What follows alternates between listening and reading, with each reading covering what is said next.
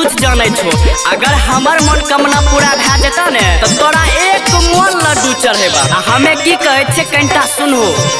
छोरी के जे गेलै छौरिया के बाजार खसतई हे मैया कोर फुटतई हे मैया दियो न छौरिया के एको गो मुसरी के बाचो हे जगदम्मा छौरिया ठिंगले रहतई हे मैया दियो न छौरी के एको गो मुसरी के बाचो हे जगदम्मा छौरिया ठिंगले रहतई हे। छौरिया के खातिर भगवती माई की न कलियई हे सही के पालन कलियई हे मैया दिहो न छौरिया के एको गो मुसरी के बाचो हे जगदम्मा छौरिया ठिंगले रहतई हे मैया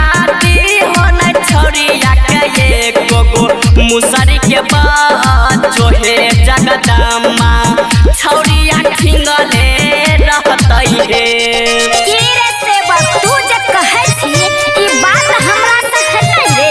हे माँ तू ते सबके फरियाद सुनै छ, हमरो फरियाद सुनो ने। अपना YouTube channel real music studio like subscribe और बेल घंटी को दबाना ना भूलिए। मोबाइल कीन के देलियै हमारा से बात करतई हे वीडियो कॉलिंग करतई हे मैया तो सारा छौरा से गेलै ओ जिडाई हे जगदम्मा छौरिया ठिंगले रहतई हे मैया दिहो न छौरिया के एको गो मुसरी के बाचो हे भगवती छौरिया ठिंगले रहतई हे। छौरा सब कहै ओकरा फेरा में नहीं पड़े रे छौरी के बात में नहीं फंसे रे। 76 हंस के लेलकै हमारा फसाई हे जगदम्मा छौरिया ठिंगले रहतई हे मैया दिहो न छौरी के एको गो मुसरी के बाचो हे जगदम्मा छौरिया ठिंगले रहतई हे। हे रे सेवक आजकल के धिया पुता के अपने मन छै, एमे ओकरा की कहबे तोरा की कहबो तोही बता। हे माँ तू ही कह हम की करबै।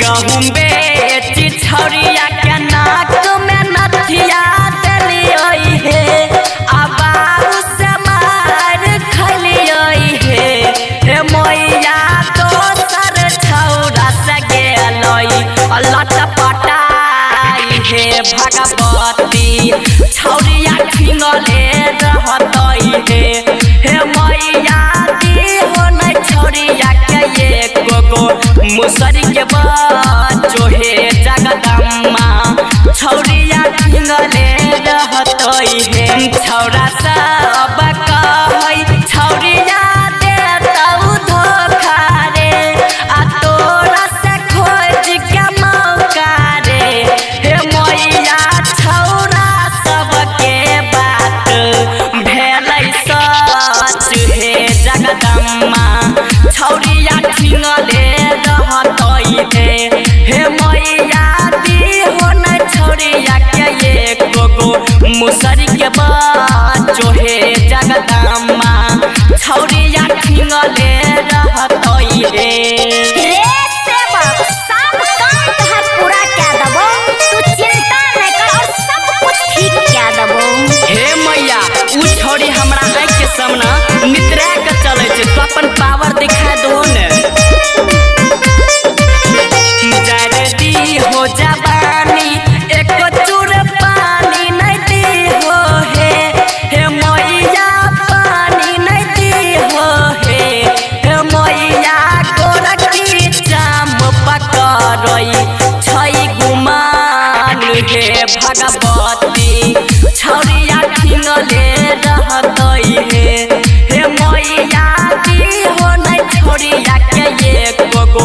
मुसरी के बच्चो हे जगदम्मा छौरिया टिंगले रहतई हे रविंद्र राणा के मैया भाग चरलई हे मैया रूप के सवा तरलई हे मैया चंदनमा संग कैलकई छौरिया घाट हे जगदम्मा छौरी ठिंगले रहतई हे मैया दी हो न छौरिया के एको गो मुसरी के बच्चो हे जगदम्मा छौरिया बांधे रहतई हे हले पकड़ डाली तोरे कन्या बनतो।